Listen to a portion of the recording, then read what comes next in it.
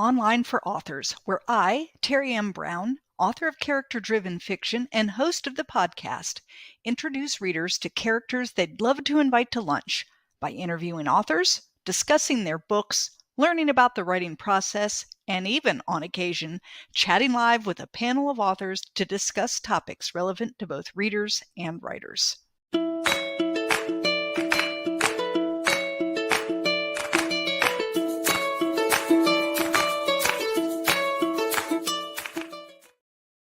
All right, so now I'm live. There we go.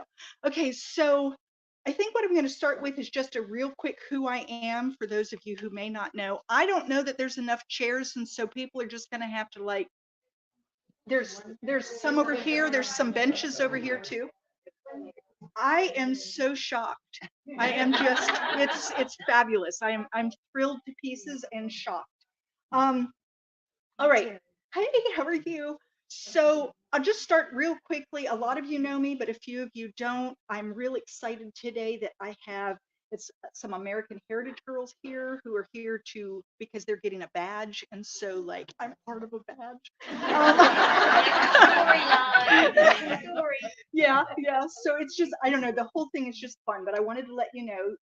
So I'm Teri Brown. Daughters of Green Mountain Gap is my third novel. Sunflowers Beneath the Snow came out 2 years ago, almost to the day. It came out on the 25th of January. And then the following year, on the 24th of January, An Enemy Like Me came out. And this year, Daughters of Green Mountain Gap is officially coming out on Tuesday on the 23rd. But because you're here, you get them early. I began writing nonfiction in 2000. I started writing for small businesses, doing website content and emails and that kind of thing. And I wanted to write.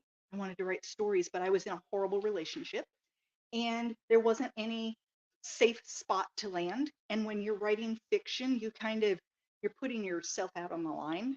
And so if it fails or if it flops or if someone says something mean to you, you need a safe place to go home and cry to. And I didn't have that, so I was terrified. When I got out of that relationship, I began writing, like the words just fell out of me. But I was still afraid to show them to anyone because I'd spent a long time in a bad relationship. And so you still had all that fear. Then I met my now husband.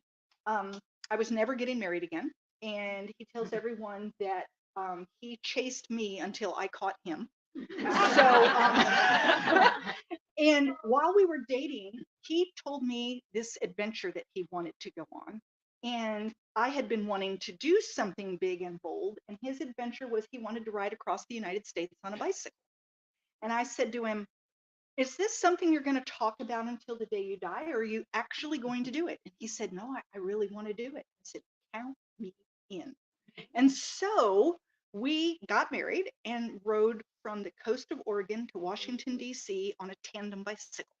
So that's 3,102 miles on a two-seater bicycle pulling a trailer with all of our camping equipment.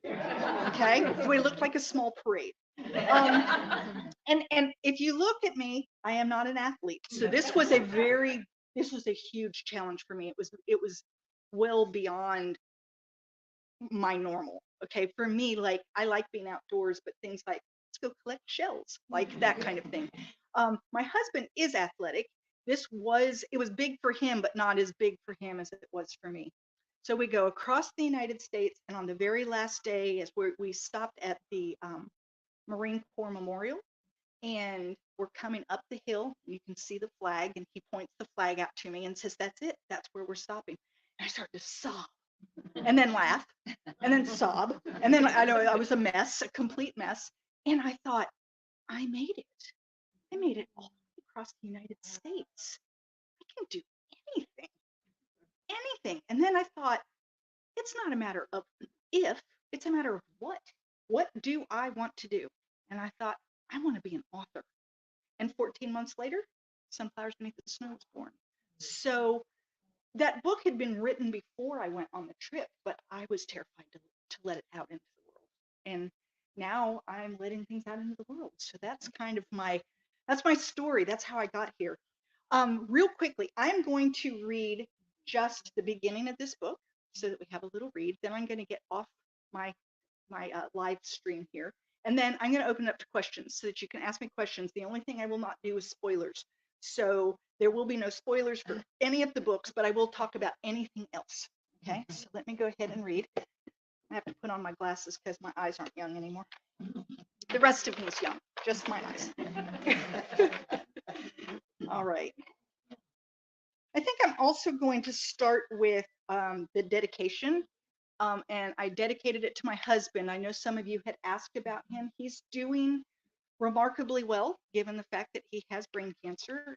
We've started a new treatment that started January 1st. And so we won't really know how it's going until we go back to Duke in February. It is exhausting him. He's definitely tired, but he has a really good attitude. So we're hoping, I would love to see an MRI that was just fabulous when we go back on the 12th. So anyone here who prays, pray that right into existence. And if you're not a prayer and you just want to have, good thoughts, vibes, smoke signals, whatever you do, put it out into the universe for us. But this is the dedication. This novel is dedicated, I don't know, maybe I can't do it. This novel is dedicated to my husband, Bruce, who is fighting a personal medical battle. Glioblastoma is a disease that continues to baffle everyone from local healers to the most learned physicians. Despite his daily struggles, he never fails to love and support me in my journey as an author. I will be forever grateful that we found one another. Oh, I probably shouldn't have done that. Okay, so this is the prologue, and it is from the main character. She is a healer. She is called a granny woman. Okay, and this is January 21st, 1894. During the daylight hours, she kept herself busy cooking, cleaning, feeding the animals, and chopping firewood. She had even taken to going far up the side of the mountain to hunt for large hardwood limbs to drag back to the homestead. Anything to make her tired enough to sleep. But when the night came, she would lie awake, visions passing before her eyes like ghosts. Esther holding baby Malcolm, her beloved Henry with his shirt tied around his waist as he drove in the nails that built their first home, the beautiful silent face of her stillborn son.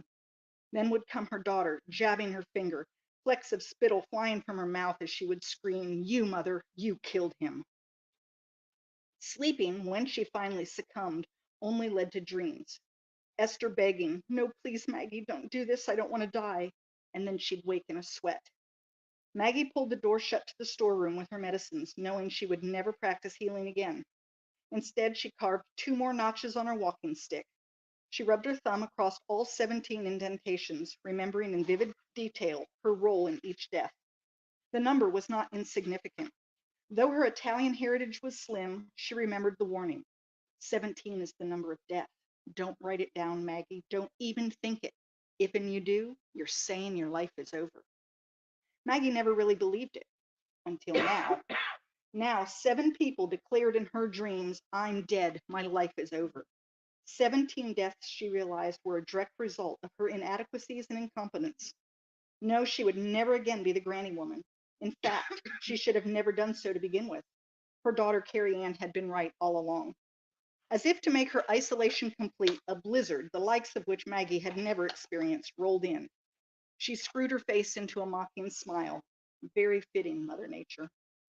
The sheer immenseness of the snow kept her homebound, leaving Maggie with plenty of time to wrestle with her thoughts. In addition to the specters of those who died because of her, she fought her conscience. How could she make amends when she couldn't bring the dead back to life? How could she ever move forward knowing her hands, the hands tasked to heal, did just the opposite? Then she remembered the Utlanoa. Many years ago, a Cherokee medicine man warned her to be wary of a man exiled from the tribe. Wea killed his wife in a fit of anger. Our council considered the best punishment, realizing he was like the Utlanoa, the soft-shelled turtle who is too aggressive to live among others of his kind. The tribe banished Wea, taking from him his name, his status, his village, his language, everything that made him Cherokee. You may spot him, Maggie, from time to time. He lives alone, no longer speaking. He creeps along the edges of humanity, wishing he had been less like the Utlanoa. Beware of him. Do not give him food or shelter. It was with this memory she knew what she had to do. Wea's crime was murder, as was hers. But her victims had no voice and no way to demand retribution. So she would take it upon herself to carry out justice. I am no better than Wea. In fact, I am worse. He killed in anger. I, on the other hand, did the opposite of what I was sent to this earth to do, not in anger, but in carelessness, in foolishness, in incompetence. Now, when the ghosts of Esther came to her, she begged forgiveness, telling her that she would never hurt another. I have become an Utlanoa. From this day forward, I will live alone. My hands will never touch another. My thoughts will never turn into words for another to hear. My actions will never again cause pain or suffering or death.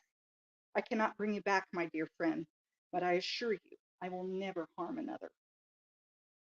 By the time the snow began to melt, Maggie knew what she had to do. She packed some of her belongings, just those that would help her eke out the barest existence, and loaded them into the wagon. Then she headed for the tiny cabin built by Henry all those years ago. The small one-room building stood empty except for the animals who found refuge from the weather. Maggie pushed open the door, hauling in the blankets, one large stock pot, a cast iron pan, and an assortment of other necessities. Then she made her way to the barn, which was more akin to a lean-to. The years of neglect caused the south wall to collapse. It will do, she thought, as she led the mule into the space. Though not banished in the same way as Wea, having to live among the trees on the edge of the civilization, Maggie determined to live out her days in the small cabin. She did not want room and ease and a large garden. She did not want a front porch for sipping lemonade or a kitchen table large enough for guests. She didn't want to be reminded of her family or the storeroom of herbs. She simply wanted to be left alone to atone for her sins. All right, so I am going to close that page.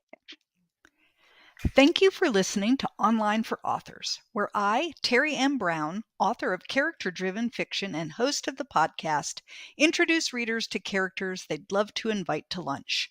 Tune in next Tuesday for another podcast episode.